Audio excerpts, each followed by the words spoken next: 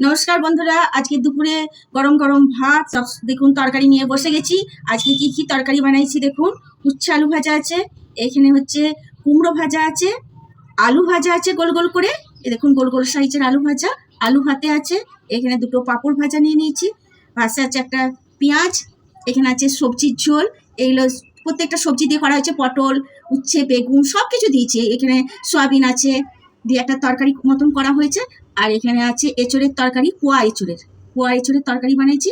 আর এখানে ডিমের কারি আছে, এখানে আমের চাটনি আছে। এবার খাওয়া শুরু করছি বন্ধুরা। প্রথম উচ্ছে আলু ভাজা দিয়ে খাচ্ছি। উচ্ছে, এখানে কুমড়ো, আলু ভাজা সব দিয়ে খেয়ে নেবো।